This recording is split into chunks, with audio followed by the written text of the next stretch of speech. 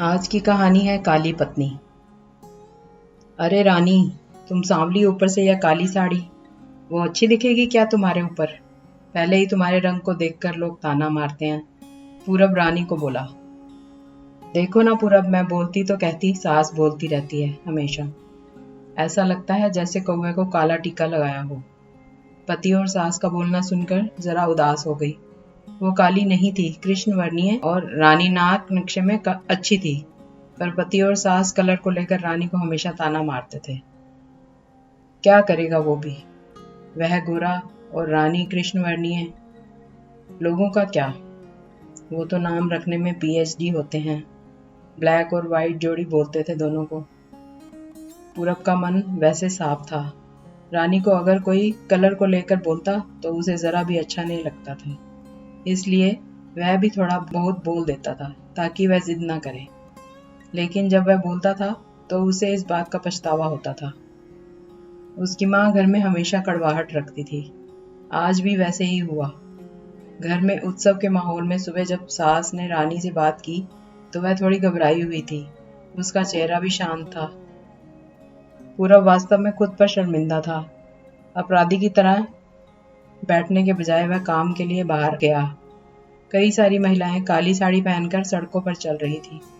सभी ही गोरी थी, ऐसा नहीं था, लेकिन उन पर वह काली साड़ी अच्छी लग रही थी। पूरब काम की जगह पर गया। उसका बचपन का दोस्त विक्की और उसका पूरा परिवार साथ में था। जान पहचान हुई। तभी पीठ के पीछे से विक्की की पत्नी आई। वह भी काली सांवली ही थी। काली साड़ी पहनी थी उसने। पीछे से एक आवाज आई, प्रतीक्षा दीदी, अच्छी दिख रही हो आप। आपकी साड़ी भी अच्छी है और आप भी। प्रतीक्षा के चेहरे पर खुशी आई। उससे ज्यादा विक्की खुश हो गया था। पूरब विक्की को कौतूहल से देख रहा था। विक्की ने वह देखा और जाना। वो पूरब के सवालों को हल करना चाहता था। विक्की ने पूरब से सीधे ही पूछ लिया, पूछो तुम्हारे मन में जो भी है, मैं तुम्हें उसका उत्तर देने के लिए तैयार हूँ।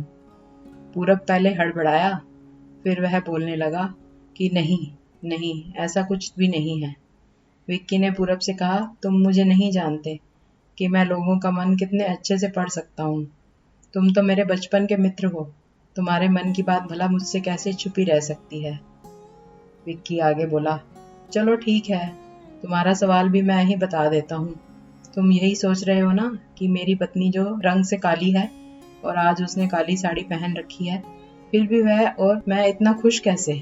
पूरब सब कुछ शांति से सुन रहा था और कुछ भी बोल नहीं पा रहा था।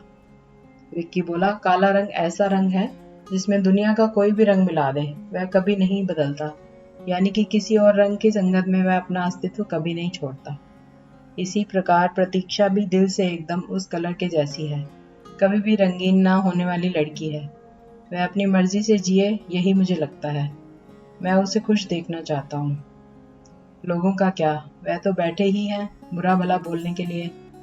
गोरी औरत रही तो छिपकली बोलते हैं, काली होती है तो चूहा या कौवा बोलते हैं। क्या क्या नहीं बोलते लोग। ताना मारने वाले मारते रहें, हमें हमेशा खुश रहना चाहिए। वही मैं अब कर रहा हूँ। वो सुबह मुझे बोली, मैं कैसी दिख रही हूँ। अच्छी लग रही हो तुम। ऐसा बोलने पर उसके चेहरे पर वह कॉलगेट स्माइल देखकर मुझे सकारात्मक ऊर्जा मिली। घर से बाहर निकले तो सभी बोलने लगे कि अच्छी लग रही हो भाभी। हम दोनों ने अच्छे मन से यह बात सोची। कोई ना कोई ताना मारने के लिए बोला ही होगा ना, उस वजह से जीने की दिशा क्यों बदलें। पूरब को उसके घर का सुबह का माहौल याद आया। वह खुद पर ही चीट गया। उसे लगा वो सचमुच में गलत था। मैं ही रानी को दुख देता हूँ, उस वजह से सब उसे बोलते हैं। अब मुझे ही अपनी भूल सुधार कर उससे माफी मांगनी होगी। उसने हंसते हुए विक्की को अलविदा कहा। अपना काम निपटाकर वह एक साड़ी की दुकान पर गया। रानी के लिए उसने काले रंग की साड़ी ली और घर गया। घर जाने के बाद रानी शांत बैठी थी। उसने रानी को आवाज दी और साड़ी उसके हाथों में दे दी। रानी को जरा अलग ही लगा। उसने प्रश्नार्थक नजरों से पूरब की ओर देखा। उसने बॉक्स खोलकर देखा तो काले रंग की साड़ी थी। रानी, मैं लाया हूँ तुम्हारे लिए यह साड़ी। आज पहन के दिखाओ, कैसी दिखती हो तुम। अच्छी नहीं लगी तो बदल देंगे साड़ी को। देखने तो दो कैसी दिखती हो तुम इस रंग में। रानी को जरा अच्छा लगा। चलो तैयार हो जाओ जल्दी, हम जरा बाहर जाकर आते हैं।